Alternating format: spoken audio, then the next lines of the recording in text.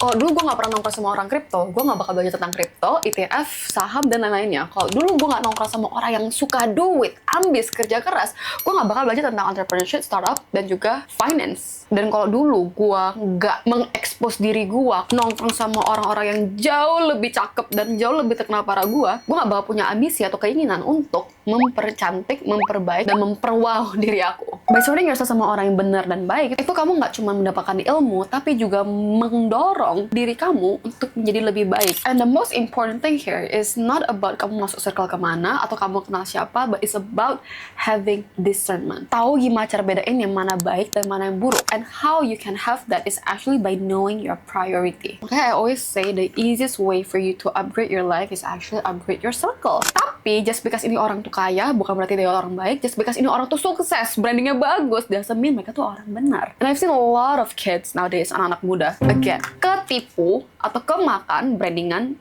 influencer yang hidupnya tuh kayak istilah paling perfect banget. Padahal in reality, none of us are actually perfect. Even for me, karena sampai hari ini, aku tuh selalu merasa aku tuh sebagai manusia tuh nggak punya value.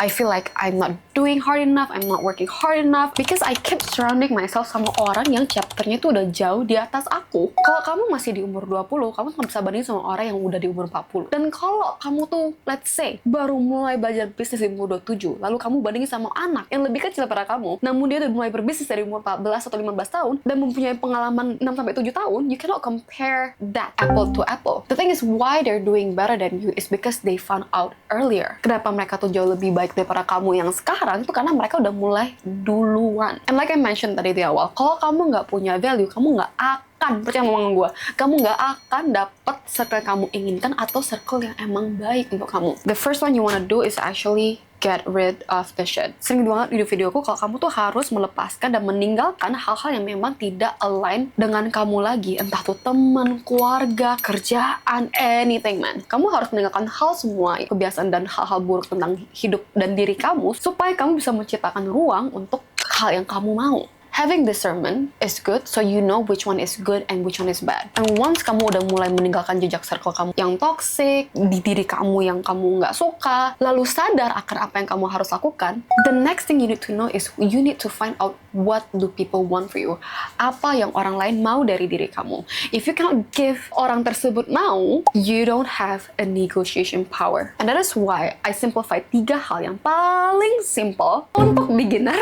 Gimana cara networking atau berteman atau lain-lainnya is actually number 1. You need to at least have access or network towards someone. Even for me, aku juga punya teman yang memang punya akses ke tempat A, B, C, D, F, G. Simpelnya tuh kalau bahasa anak remaja tuh, oh dia punya akses ke klub ini, oh dia punya akses ke A, B, C, D, F, G, orang dalam dan segala dan selain-lainnya. That is a value. That is a reason why people want and need you in their life. Apa yang kamu punya itu bisa memberi dampak baik ke orang tersebut. The second one is actually perks and benefit alias your resource. Kalau kamu tuh nggak punya sesuatu yang memang dari kamu sendiri yang punya, it's hard for people to nggak only ajak kamu untuk kolaborasi, tapi for you to have your own standing. Dalam bahasa pernikahan tuh kayak aset lah ibaratnya. Tiap orang tuh punya perks and benefit beda-beda, dan even for me, waktu aku kecil, aku tuh suka banget nongkrong sama anak pintar. Kenapa? Karena nggak only aku dapat PR gratis, nilai bagus, and also like juga disayang sama guru lah ibaratnya. Dan last but not least is actually align vision, mission, and humor. Ini kesalahan orang asuransi. Kebanyakan orang tuh terlalu berjual diri dia, pamer, berkata A, B, C, D, F, G. When actually, ketika kamu mau berteman atau mengganggu sebuah relasi, what you need is actually empathy. And empathy is sesuatu yang bikin hubungan tuh nggak cuma lebih dalam, tapi juga lebih erat dan langgeng. But before you get there, you need to have, of course, yang paling simple adalah align vision and mission. Misal kalau visi kamu dan misi kamu itu sama seperti orang yang kamu ngajak kerja sama, berteman, that aligned shared value is the first bridge you're gonna make with your new circle. Misal orang yang sehat, pasti visi misi adalah hidup sehat, hidup panjang, go green, gitu.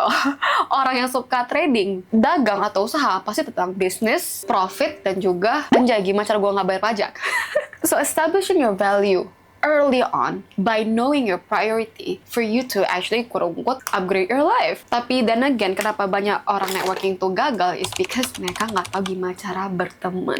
Berteman is actually the basic communication skill yang sebenarnya aku merasa semua orang tuh harus punya. The easiest way for you to berteman adalah is actually caring for the other person. Aku inget pas pertama aku baru pindah ke suatu negara, aku tuh nggak tahu siapa-siapa di sana, tahu lokasi apa, what's good, what's not di sana, gimana cara ngomong sama orang lokalnya dan lain-lainnya. It's very hard. So by being nice, by being friendly, and not expecting anything from the other person, itu yang justru membuat kurang-kurang asik, peduli, dan juga ingin membantu aku. Karena dari awal I have no bad intention. Tapi ya, that's basically an overview map dimana aku ngerasa pasti orang tua kamu atau teman-teman kamu tuh nggak bakal share ini ke kamu secara langsung. Kita tuh semua makhluk paling lemah di dunia. Dalam artian we are very socially dependent and very easily affected. Jadi halo, namaku Nadia. Aku tuh tiktokers yang lagi ngerantau ke YouTube. So kalau kamu pernah videoku lamaku yang ini dan ini dan ini, that's actually me. Cuman sekarang tuh mukanya udah baru, habis OP ya. Cintaku. And if you like this type of video, jangan lupa like, comment, and follow all my social media at Nadia Tilem supaya kita tuh bisa centil bareng. I'm still the same person, just like prettier I think.